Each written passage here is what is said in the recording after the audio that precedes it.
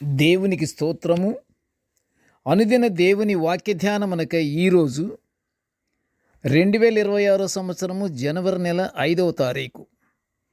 ఈరోజు ధ్యాన వాక్యము అపొస్తలుడైన పౌలు గారు హెబ్రీలకు రాసిన పత్రిక 11వ అధ్యాయము 6వ వచనాన్ని ధ్యానించుకుంటున్నాము. ప్రియ దేవుని బిడ్డలారా, యేసుక్రీస్తు ప్రభు వారి ప్రశస్త నామములో మీ అందరికీ శుభములు, దీవెనలు కలుగునుగాక. ధ్యాన వాక్యాన్ని ఒకసారి మనము చదువుకుందాము.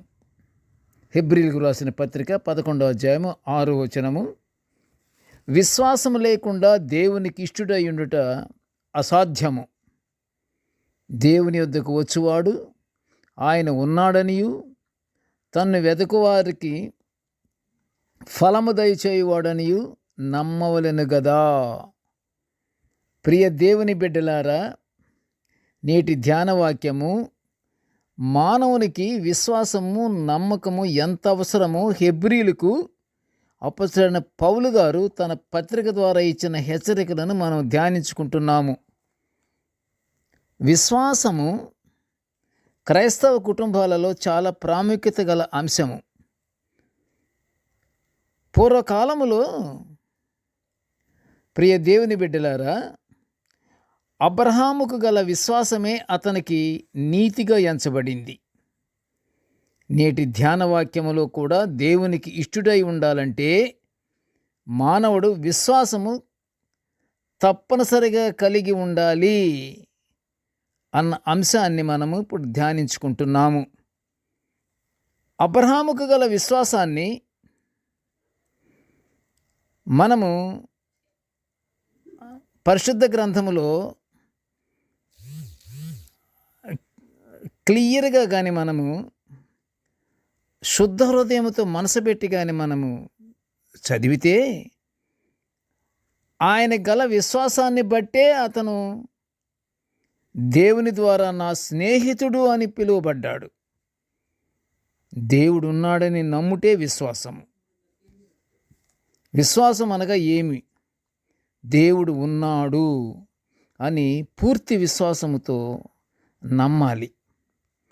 విశ్వాసము మనలను దేవునికి దగ్గరగా నడిపిస్తుంది. ప్రియ దేవుని బిడ్డలారా, మనము విశ్వాసం మీద నిలబడాలి, కట్టబడాలి.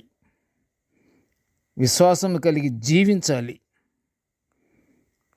పాపాలను క్షమించేది ఎవరు? పాపాలను క్షమించేది ఒక్క దేవుడు మాత్రమే. ఏ మానవుడు కూడా విశ్వాసం లేకుండా పరలోకానికి మాత్రం చేరలేడు. దేవుని యందు విశ్వాసము లేకుండా ఏ మానవుడు శాంతముగాను సంతోషముగాను జీవింపలేడు. శాంతముగా సంతోషముగా జీవిస్తున్నాడంటే ప్రభువు వారిని, దేవుణ్ణి నమ్మినట్లే లెక్క. నమ్మాలి. దేవుని దయ పొందుకోవాలంటే మొదటగా మనము దేవుని యందు విశ్వసించాలి. యేసుక్రీస్తు ప్రభువు వారి జనన, మరణ, పునరుద్ధానములను విశ్వసిస్తేనే నిత్య జీవము పొందుకుంటాము. ప్రియ దేవుని బిడ్డలారా,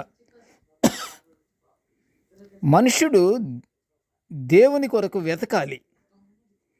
ఆయన దొరుకు సమయములోనే ఆయనను వెతికితే తప్పకుండా ఆయన దయను, ఆయన మనకు దొరుకుతాడు కూడా. దేవుడు ఆయన దయను మనము పొందుకుంటామన్న నమ్మకంతో వెతికితే ఆయన ప్రత్యక్షత మనము తప్పకుండా చూడగలము.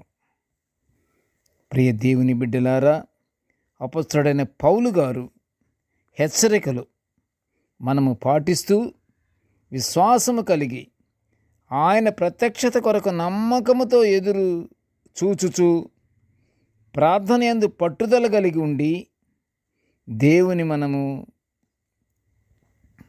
మహిమపరుచుకుంటే దేవుడు తప్పకుండా పరలోక ఆశీర్వాదాలు అనుగ్రహిస్తాడు. ప్రార్థన చేసుకుందాము. ప్రేమగల తండ్రి, జీవము గల నాయన, నీకు స్తోత్రములు. ప్రభువా, నీ యొక్క దివ్యమైన వాక్యాలను మేము నిత్యము ధ్యానించుకునే ఈ గొప్ప భాగ్యాన్ని మాకు అనుగ్రహించినందుకు నీకు ఘనమైన స్తోత్రములు నాయన. స్తోత్రములు తండ్రి, స్తోత్రములు తండ్రి. ప్రభువా, నేటి ధ్యాన వాక్యాన్ని వినుచున్న ప్రతి బిడ్డను ఆశీర్వదించయ్యా. కృపగల నాయన, మేము తాత్సారము చేయకుండా ఎల్లప్పుడూ తండ్రి నీ జనన మరణ పునరుద్ధానములను మేము హృదయములో జాగ్రత్తగా దేవా నమ్మకముతో విశ్వసించి మేమందరము నీ పరలోక ఆశీర్వాదాలు పొందుకునే భాగ్యాన్ని మాకు అనుగ్రహించమని ఈ మనవులన్నీ యేసయ్య పుణ్యనామమున వినయముగా వేడుకొనుచుంటున్నాము తండ్రి. ఆమెన్. దేవుడు మనల్నందరినీ బహుగా దీవించుగాక. Amen, amen, amen.